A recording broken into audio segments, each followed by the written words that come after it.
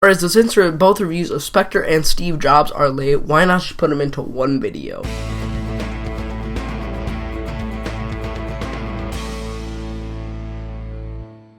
Alright guys, so out of the two, first I'm going to be talking about Spectre. Now Spectre is the newest James Bond film, and it stars the new James Bond, Daniel Craig. Well, not the new, but the current James Bond. And basically what it's about is Daniel Craig this time needs to track down this organization called Spectre, which is responsible for all the situations that kind of happened from the previous 3 films, I believe. And he's trying to track down the leader of this, being played by Christoph Waltz. That way he can just, completely annihilate this entire situation. And that is our movie. I was pretty psyched for this. Like I said, I'm not like a huge James Bond fan. Like, I'm not gonna die if I don't see this movie. But I did end up seeing it with a couple friends opening night.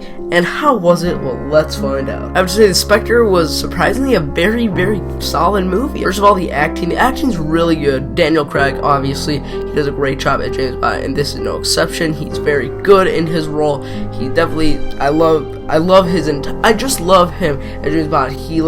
He's a guy that when you see him, you're just like, I don't want to mess with that guy. He also had some comedic lines, and I thought that those worked really well too. And also I thought this was a great send-off to his portrayal as James Bond. Also here we got Léa Seydoux. I'm not sure if that's how you pronounce her name. I probably butchered it, but anyway, she did a really good job as the Bond girl. I mean, it's not like she was a damsel in distress, but it's not like she was the female hero, the heroine, but still, she could handle herself for the most part, and I thought that she did a very good job. Also, the writing here is pretty good. I mean, I didn't really see any of the twists or turns that would go throughout the movie. Also, the direction by Sam Mendes is really good. He has a tracking shot in the opening scene while Daniel Craig is running across a building during Dia de los Muertos, and I thought that looked astonishing, and it was absolutely beautiful. The CGI was also really good in this movie, in my opinion. Everything, it just looked very crisp and realistic. If I have to say some flaws, I mean, like, there is a couple moments where the film does kind of drag a little bit. I mean, this is a 2-hour and 20-minute movie, so,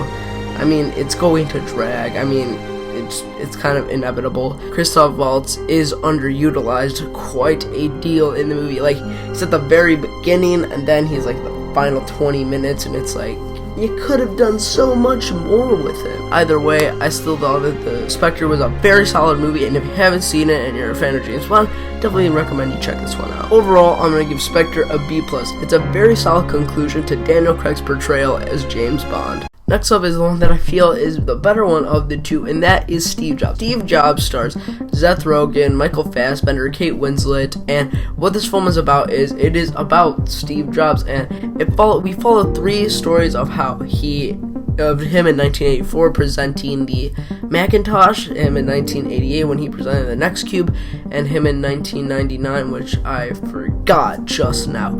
But basically we just see like what's going on behind the scenes before he unveils all these products, and the drama that's kind of occurring, and all the conversation he has with his colleagues like Kate Winslet and Steve Wozniak.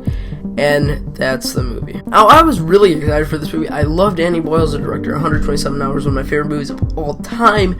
And Slumdog Millionaire is also really good. I also enjoyed the cast. Michael Fassbender he's amazing. He makes anything at least watchable. And Kate Winslet's also very good. Seth Rogen, I want to see if he could pull off a serious role. And how was it? Well, let's find out. Steve Jobs is an excellently crafted movie. First of all, the acting is phenomenal. Steve Jobs, played by Michael Fassbender, is great. He really looks like Steve Jobs, and that makes it all the more better. And you could see the progression from 1984 to 1988 to 1998, which I also have to give props to the makeup crew for.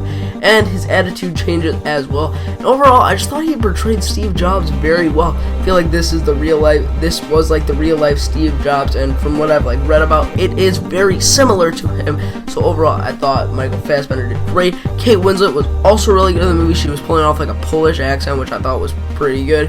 I mean, yeah, she was pretty good. And then Seth Rogen, he surprisingly pulled off a very solid, serious role. So the writing is also really good in the movie. I mean, Aaron Sorkin, he wrote the screenplay for this, and this reminded me a lot of The Social Network. And in that, this movie was, yeah, I really hope this gets a nomination for Best Screenplay at the Oscars, because it truly deserves this. All the conversation that he has before unveiling the Apple product are absolutely astonishing and riveting.